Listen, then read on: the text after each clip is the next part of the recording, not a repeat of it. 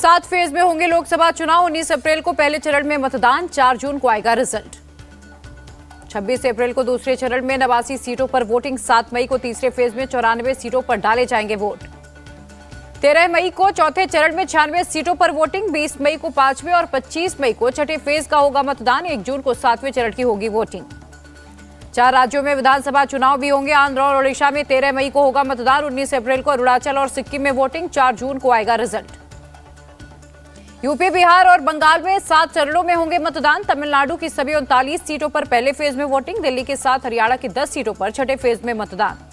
राजस्थान की 25 लोकसभा सीट पर पहले और दूसरे चरण में होंगे मतदान। एमपी की 29 सीटों पर 4 चरणों और महाराष्ट्र की 48 सीटों पर 5 चरणों में होगी वोटिंग। 7 मई को तीसरे चरण में गुजरात की सभी 26 सीटों पर डाले जाएंगे वोट। कर्नाटक की 28 सीटों पर दूसरे और तीसरे फेज में होगी वोटिंग।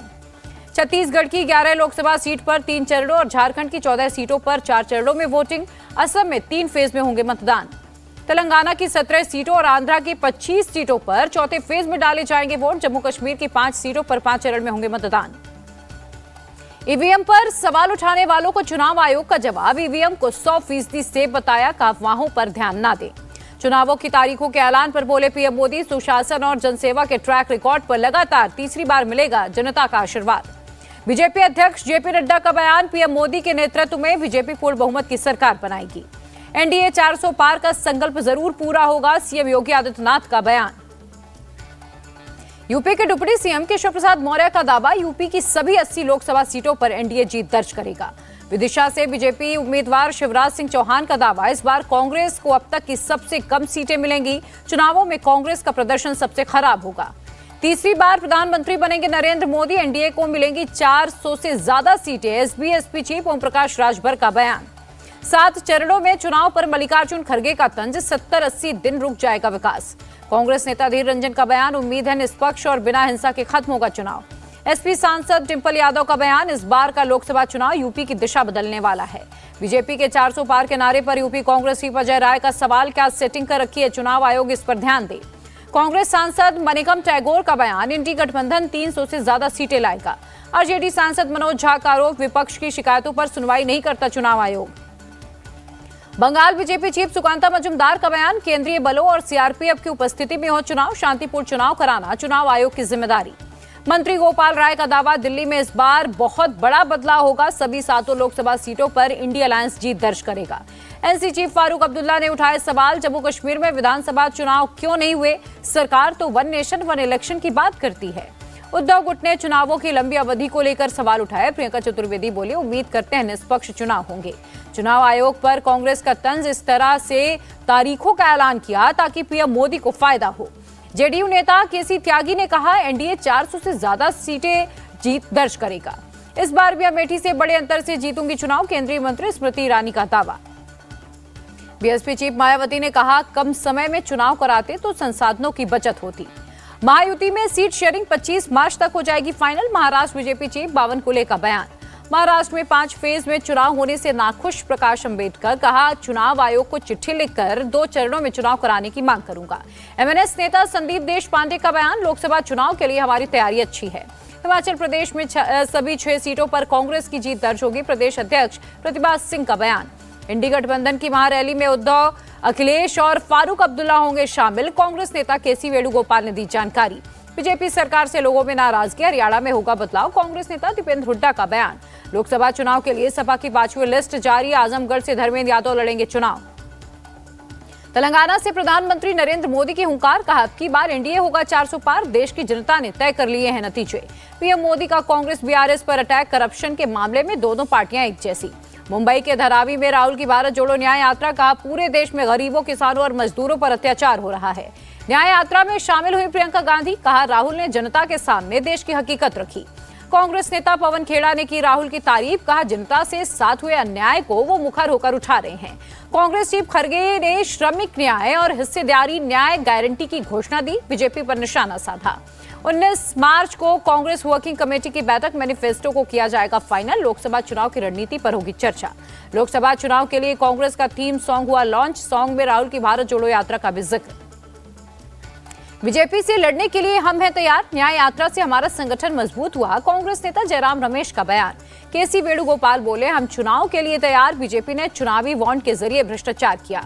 वाईएसआरसीपी ने आंध्र प्रदेश की 25 लोकसभा सीटों के लिए कैंडिडेट्स का ऐलान किया। सीएम जगन मोहन रेड्डी ने जारी की लिस्ट। मोदी सरकार का ट्रैक रिकॉर्ड बेहद खराब, केरल में एम्स बनने के वादे को पूरा नहीं किया। कांग्रेस नेता शशि थरूर का अटैक। केंद्रीय मंत्री स्मृति ईरानी का कांग्रेस पर अटैक। कहा, अमेठी के लोगों ने नामदार और कामदार में अंतर देखा। कांग्रेस ने सिर्फ वोट लिया, विकास नहीं किया। बिहार में नए मंत्रियों को विभागों का बंटवारा। मंगल पांडे को स्वास्थ्य और कृषि मंत्रालय, मांझी के बेटे संतोष सुमन को 3 विभागों की जिम्मेदारी। पीएम मोदी के नेतृत्व में सीमाएं हुई सुरक्षित, बड़ी ताकत के रूप में उभर रहा है देश। यूपी के रामपुर में सीएम योगी का बयान। सिंगर अनुराधा पौडवाल ने ज्वाइन की बीजेपी। कहा, सनातन से संबंध रखने वाली पार्टी में शामिल हुई हूं। महाराष्ट्र बीजेपी चीफ बावनकुले के उद्धव को 2 टूटे विधायकों में से कोई वापस आने वाला नहीं है। एनडीए में शामिल हो सकते हैं राज ठाकरे। दक्षिण मुंबई सीट पर एमएनएस प्रत्याशी उतारने की मांग की। हरियाणा के कुरुक्षेत्र से चुनाव लड़ेंगे अभय चौटाला। इनेलो के टिकट पर लड़ेंगे लोकसभा का चुनाव। सीएम नीतीश ने राज्य में 20 सूत्री कमेटी का किया गठन। डिप्टी सीएम सम्राट चौधरी होंगे कमेटी के कार्यकारी अध्यक्ष।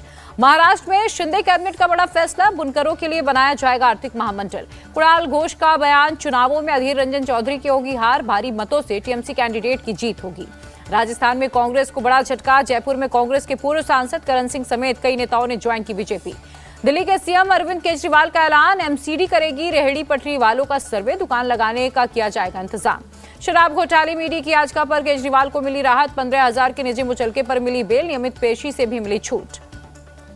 सीएम केजरीवाल पर मनजिंदर सिरसा का निशाना। बोले, घोटाला करोगे तो जेल जाना होगा। शराब घोटाले में के कविता को राहत नहीं, 23 मार्च तक ईडी कस्टडी में रहेंगी। के कविता ने अपनी गिरफ्तारी को बताया गैर कानूनी। कोर्ट में पेशी से पहले बोली, पूरा केस फर्जी है। के कविता की गिरफ्तारी राजनीति से प्रेरित। चुनाव नजदीक आते ही एक्टिव हो जाती है जांच एजेंसियां। सीएम रेवंत रेड्डी का आरोप। के कविता की गिरफ्तारी को लेकर कांग्रेस का निशाना। ईडी को एक उपकरण की तरह इस्तेमाल किया जा रहा है। तेलंगाना के मलकाजगिरी में बीआरएस वर्कर्स का प्रदर्शन। एमएलसी के कविता की गिरफ्तारी का विरोध दर्ज कराया।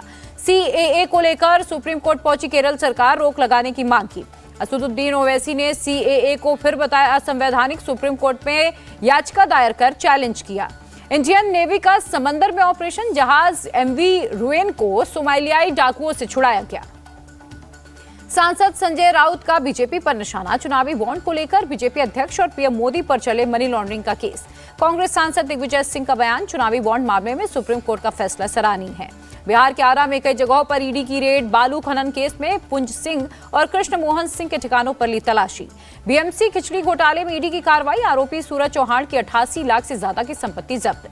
मोदी सरकार का बड़ा एक्शन। यासीन मलिक के जेकेएलएफ और जेकेपीएल के 4 गुट बैन किए। 23 से 27 मार्च तक 3 देशों की यात्रा पर रहेंगे विदेश मंत्री S Jaishankar. Singapore, Philippines, Malaysia जाएंगे। दिवंगत जनरल विपिन रावत की 66वीं जयंती। एनएसए अजय डोभाल बोले, उनकी विरासत सैनिकों के लिए बन सकती है प्रेरणा। आईएएस अभिमन्यु बने सीएम नायब सैनी के ओएसडी। हरियाणा सरकार ने जारी किया आदेश। हरियाणा के पूर्व गृह मंत्री अनिल विज ने नायब सैनी को बताया छोटा भाई। का उम्मीद है अच्छी तरह से सरकार चलाएंगे। 70 साल से देश को लूटने वाले चंदे पर उठा रहे हैं सवाल। पीएम मोदी की नीयत पर शक करना गलत। आचार्य प्रमोद कृष्णम का बयान।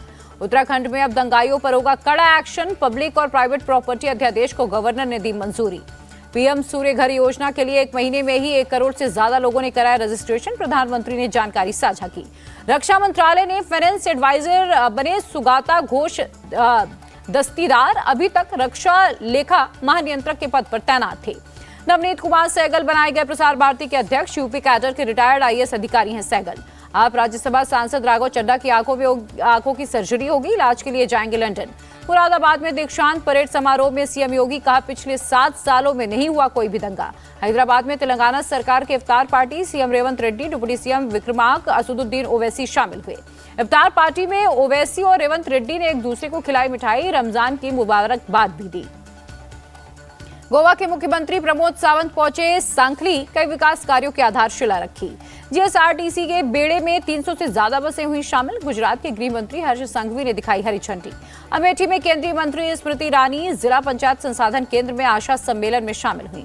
बिहार शिक्षक भर्ती पेपर लीक मामले की ईओयू कर रही जांच। पुलिस ने 7 आरोपियों को अरेस्ट किया है।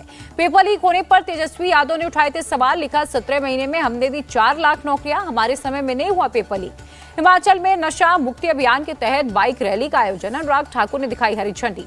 हैदराबाद में एक तेल गोदाम में लगी भीषण आग, 10 घंटे की मशक्कत के बाद पाया गया काबू। जम्मू कश्मीर के कुलगाम में एक टीचर बर्खास्त, देश विरोधी कामों में शामिल होने पर एक्शन। अरुण जेटली स्टेडियम में कल खेला जाएगा WPL का final match. Royal Challengers Bengaluru और दिल्ली कैपिटल्स के बीच होगा मैच। दिल्ली ने पॉइंट्स टेबल में नंबर 1 पर रहते हुए डायरेक्ट फाइनल में बनाई जगह। आरसीबी एलिमिनेटर में मुंबई इंडियंस को हराकर फाइनल में पहुंची। करीना कपूर ने क्रू को बताया मजेदार फिल्म। बोली, तब्बू के साथ स्क्रीन शेयर करने को लेकर एक्साइटेड हूं।